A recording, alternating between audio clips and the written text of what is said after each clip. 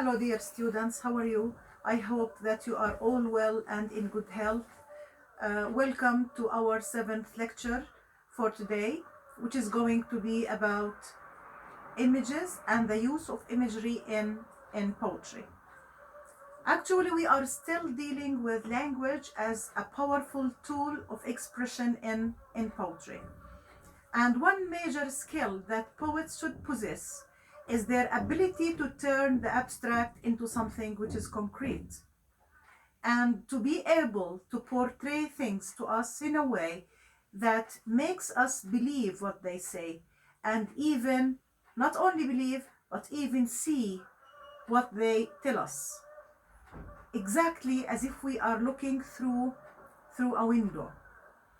The first thing that we need to know is the meaning of the word image. Image reminds me of the word imagination. Image, imagination. So it has something to do with the mind. And different from the picture, the image is a mental picture. It's true that now people use the word image when they have photos taken by their mobile phones and so on and so forth. But actually, if we want the exact meaning of image, image is a picture drawn with words. And the image is something that we see in the eye of the mind, So we can have a look at a picture, but we cannot have a look at an image. Like, for example, when we say the image of the Arab in the West is not positive, or I really care about my own image. This means that how people think of me, or how people think of a particular nation. So here the image becomes something that relates to the mind. Another expression is the word imagery. What's the meaning of imagery? Imagery is a collection of images that we find in a specific poem or in a specific literary work. I know that you were given an idea about images in Introduction to Literature, but today we are going to emphasize the difference between a certain type of image and another, and how images are significant and how they help poets communicate their ideas. The first thing that I should say today is that we have senses, and these senses are the things that the poets have to appeal to in order to communicate their ideas. Now, if we want to think of images in real life, if you look around you, you will notice that much of the average person's life is spent in such enjoyable activities like listening to music, eating, looking at scenery, or at works of art, enjoying the scents of flowers or perfumes, swimming or talking, blah, blah, blah. Now, these are pleasures in life. And why do we enjoy these pleasures? Well, the answer is obvious. We enjoy them because we have senses. So how many senses do we have? Yeah, I know it's an easy question. We have 5 senses. Each sense is used in naming images in literary works. There is something we call a visual image. And a visual image is an image that relates to sight, your ability to see. So if you use your sight to understand an image in poetry, then you are using what we call a visual image. So the poet tries to appeal to your experience with things you see in order to make you imagine that you see what he wants you or what she wants you to see. The other one is what we call auditory image. All human beings have ears, and these ears enable them to listen to what others say, or to listen to music or any sound or noise around them.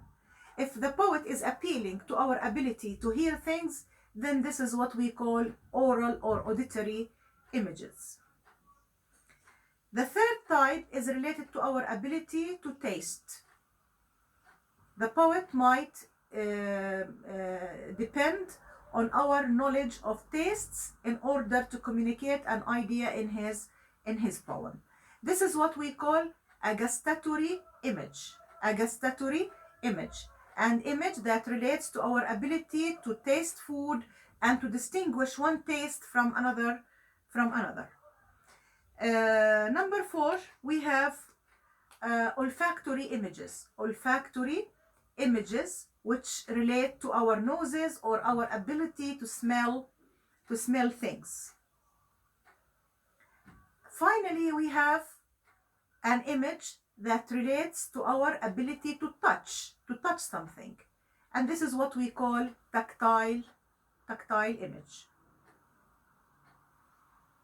Actually, most of man's awareness of himself as a living creature as a living creature in contact with an immediate environment comes about because one or more of his senses are constantly being stimulated. And that's why we need all the time to imagine that we hear, we smell, we taste, or we touch, in order for us to be able to capture the meaning that the poet wants us to capture.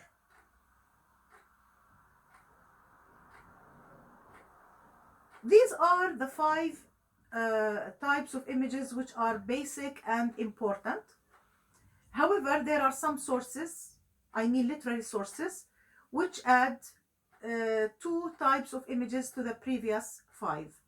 There is something we call thermal images, and these images are related to temperature, whether we speak of something hot or cold.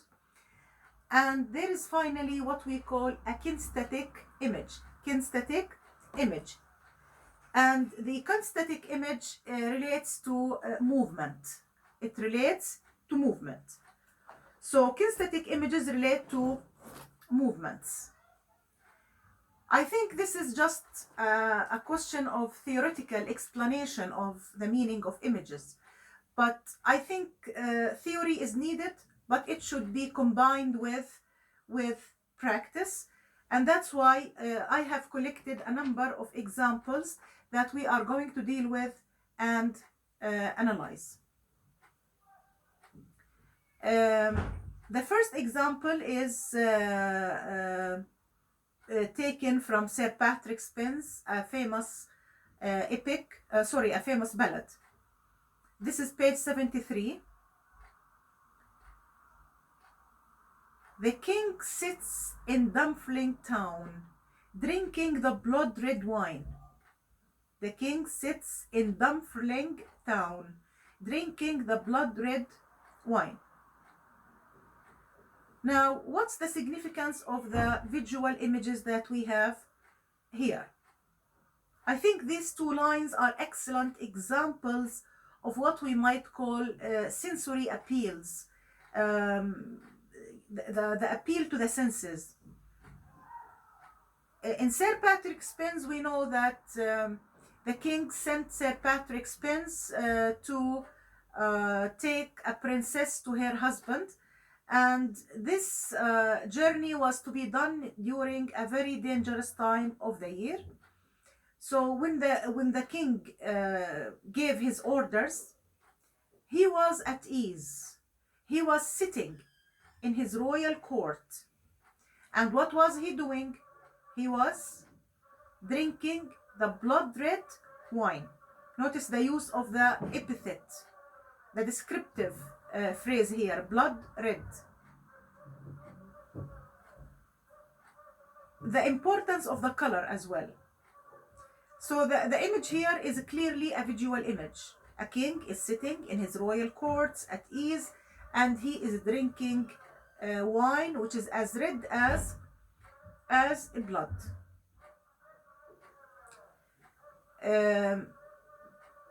The 2 lines contain visual images,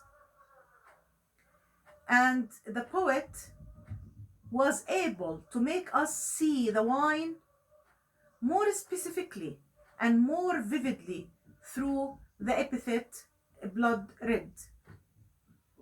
So what we have in these two lines is what we call visual images. The first line portrays the king sitting in his own court, and the second one is drinking the blood red wine. Example number 2.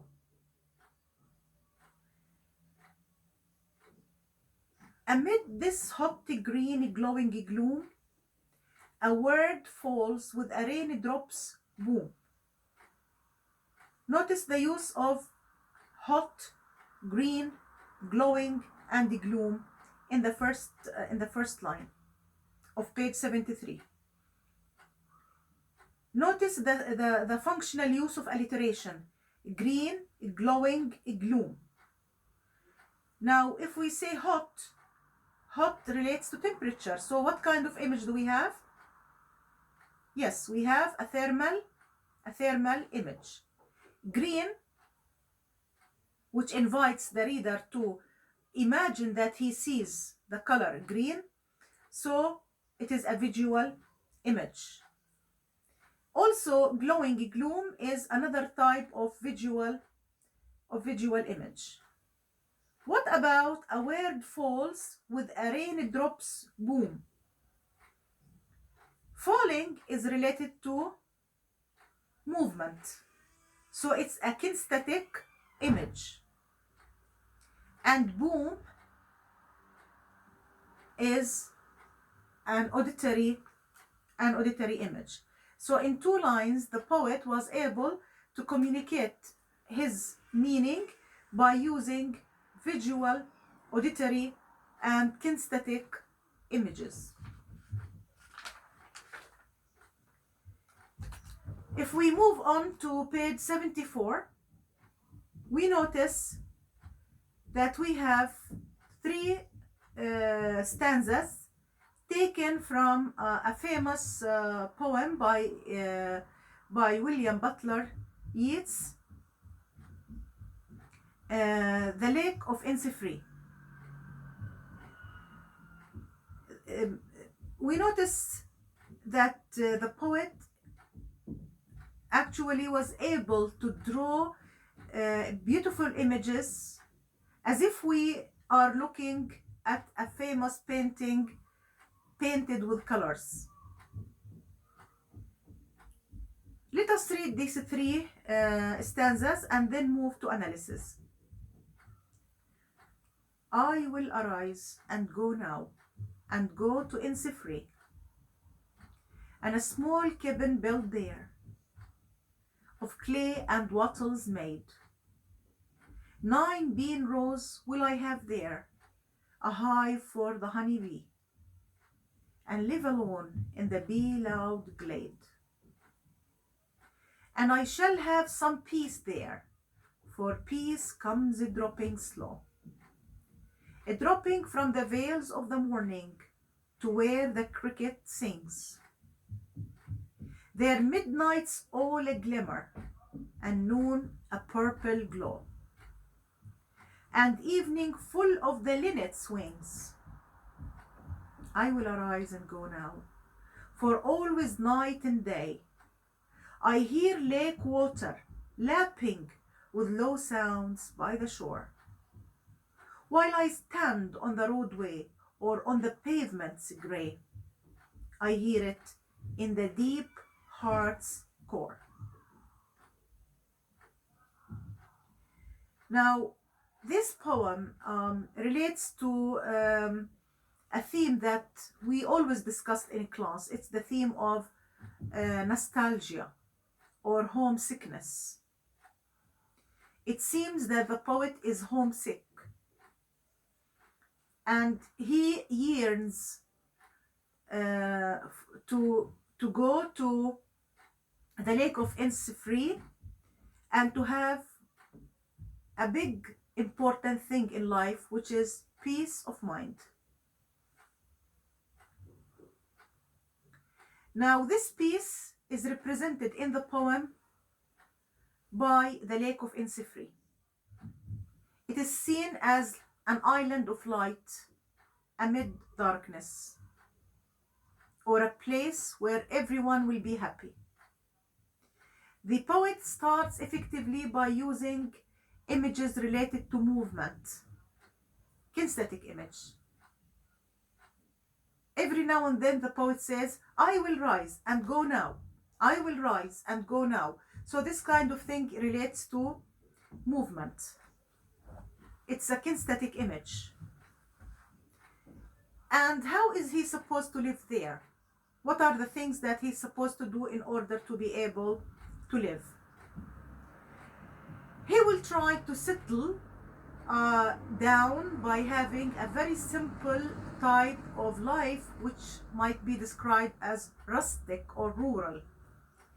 He will have a small hut. It will be built from simple things taken from nature, like clay and wattles.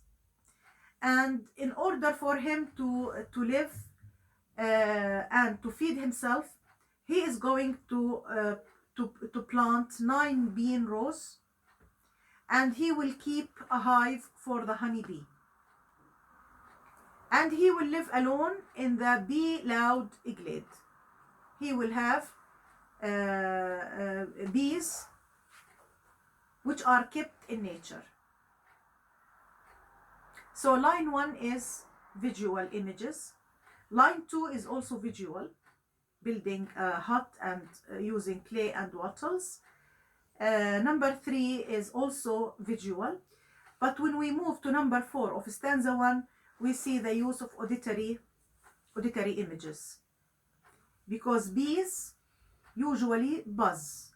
This is the noise made by the honey bees. So right now, if I say to you, close your eyes and imagine that you could hear bees, I think this is quite easy. So the poet here is very skillful in communicating his ideas. One big advantage, according to him, is to have peace. To have peace of mind. And he says that peace comes dropping from the veils of the morning. And veils of the morning is a very beautiful metaphor. I want you to analyze this metaphor. The metaphor I mean is line 2 of stanza 2, dropping from the veils of the morning. I want you to analyze this metaphor. There midnight all a glimmer, and noon a purple glow. He speaks of the beauty of midnight in the village and the beautiful color of darkness there. It's very close to the color purple. And during the evening, he will have interesting things to watch. Is he going to watch the cars making their noise? No. He will look at the birds flying in the sky of the place.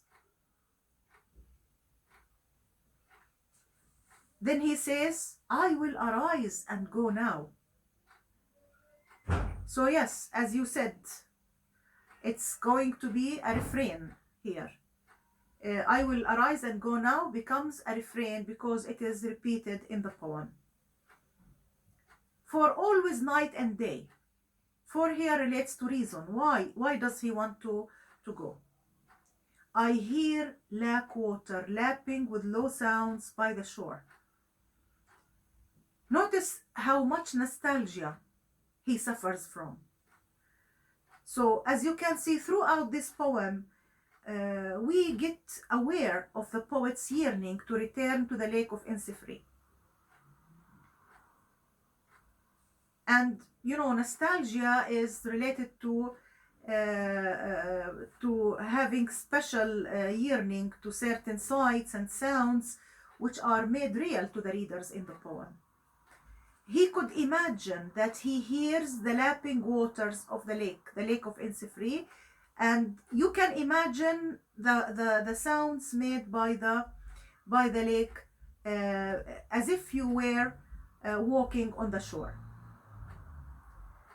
While I stand on the roadway or on the pavement's grey. Now, does he stand near the lake? No. He stands on the roadway. And notice the use of inversion. Pavements, gray. Instead of saying gray, pavements. Another assignment for you is to state the function of inversion in line number 3. If you notice, the poet inverted the normal word order. Instead of saying gray pavements, he said pavements gray. I hear it in the deep heart's core. So you can feel that the poet succeeded through his use of images to establish a mood of rural peace and quiet. Has begun to be established through the visual and the auditory appeals that we have in the poem. The return to the land, to the solitude, to the activities, not of man in a complex society, but of nature, represented by productive bees and other beautiful creatures. This really becomes the foundation on which the poem is built. And the poet was able to create a mood through the use of his refrain, I will arise and go now. And if you go back to what we explained early on, the poet made a symphony of sounds. And remember, poetry is the fusion of sound and sense. The poet here succeeded to use consonance, alliteration, and assonance to create a symphony of sounds related to the theme. So the mood is reinforced by the combination of vowels and consonants in the poem, and this resulted in a very rich kind of sensory appeal in the poem. We notice that a majority of the words end in long vowels or continuant consonants, and this creates what we might call a pattern of smoothly continuous sound. In addition, the stanza is rich in vowel music, ranging from high pitch of B through the middle pitch of clay and wattles to the low of go and alone. This thing makes the texture of sound still richer. If you notice, I rise, nine, hive, go, row, alone, free, etc. We notice the use of vowels in a very successful way, in addition to the contribution made by alliteration of sounds in different parts of the poem. So imagery here is being used in a very effective and productive way to serve the theme of the poem. So as you can see, this poem would be a good exercise for you to see how sound and sense become one thing. And this is exactly what poetry is all about. Poetry is about the fusion of sound and sense. Through the poet's choice of sounds, he communicates the meaning. And through using images, the poet can communicate his experience to us, and he could help us live an experience that we have never been through.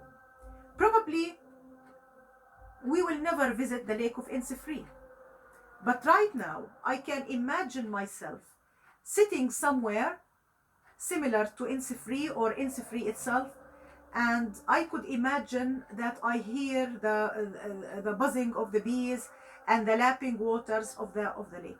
I think this is exactly what poetry offers us, to be able to live an experience. Let us move to page 76, but don't forget to do the assignment. Here we have a quote from Coleridge's The Rime of the Ancient Mariner, and I know you probably got tired from the many times we quoted this literary ballad, but the stanza here is very peculiar, and it's really a fabulous example of successful use of imagery. The ballad stanza goes on like that. The ice was here. The ice was there. The ice was all around. It cracked and growled and roared and howled like noises in a swamp.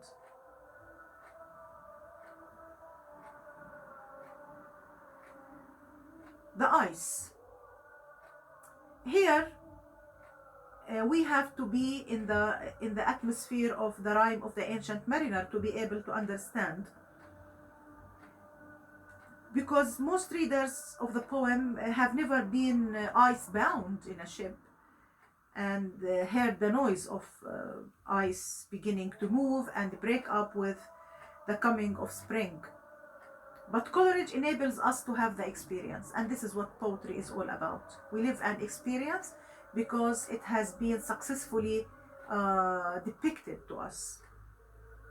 The first two lines, the ice was here, the ice was there, the ice was all around, reinforces the picture of the surrounding ice built in the preceding stanza of the poem. And in the third line, it cracked. We notice that the poet used onomatopoeia, and not only used it, but relied heavily on it. Let us take the first one, cracked.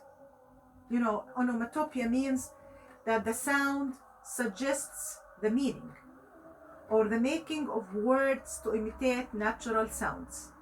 Now, can you imagine yourself in the same place with Coleridge, and the ice is cracking, crack.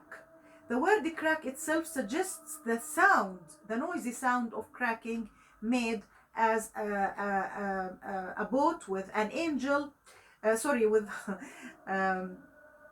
a boat with an engine pulls its way through the ice, so it cracks, and it also growled. Growling is the sound made by an angry dog. And roared, I'm sure you know the meaning of roar, associated with lions. And howled is associated with the wolf. So the poet here is likening the noises made by the cracking of the ice to the sounds made by animals, dog, lion, and wolf. And I want you to analyze the figures of speech that we find in these three words: growled, roared, and howled. Please analyze these three figures of speech and be sure to understand why they are used. Like noises in a swamp, the poet here uses simile in the last line, and he likens these sounds to what you might call noises in a swamp. Someone who lost his consciousness and he could hear noises but cannot figure them out, cannot understand what's going on around him. So we notice here that he refers to someone who has fainted. So the one who fainted could hear people talking but couldn't understand because of the loss of consciousness here. Probably there's some cacophony here in the use of the word cracked. I think it's far away from euphonous, it's cacophonous.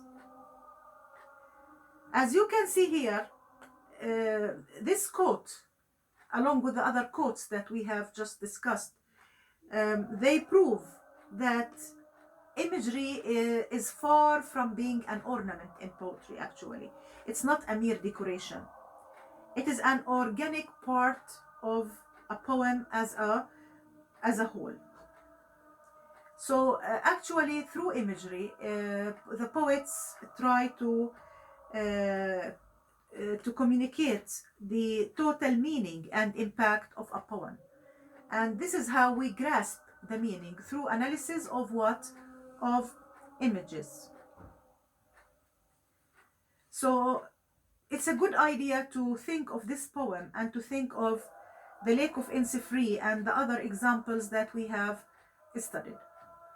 The last thing that I want to emphasize here before we end our lecture is the thing that I always told you in class. Images carry feelings. And remember, when we use a simile or a metaphor, we use a vehicle. And the vehicle is an image. Remember, a vehicle is an image. My choice of the vehicle reflects my attitude towards the tenor. Therefore, when I say my love is like a red rose, I have positive feelings. But when I say my love is fever, even though it might mean that I suffer in my love affair, but also fever is a sign of sickness. So again, here there are some negative connotations for the use of fever. The reason why I am saying that is that next time we are going to discuss Tennyson's poem In Memoriam. It is an elegy written some 17 years following the death of the poet's close friend Arthur Hallam. Tennyson's love to his friend is very clear in a series of elegies that he wrote to make the memory of his friend alive in his own mind and in the minds of the readers. So here we have a poem, and this poem is going to prove that images carry feelings. So your assignment for next time is to do the analysis I required in the previous stanzas and to prepare Arthur Hallam's elegy, When on My Bed the Moonlight Falls. Make sure that you read the poem carefully and do some analysis and answer the question, how does this poem help us understand that images carry feelings? Thank you guys for being with me. This is the end of our 7th lecture. See you next time.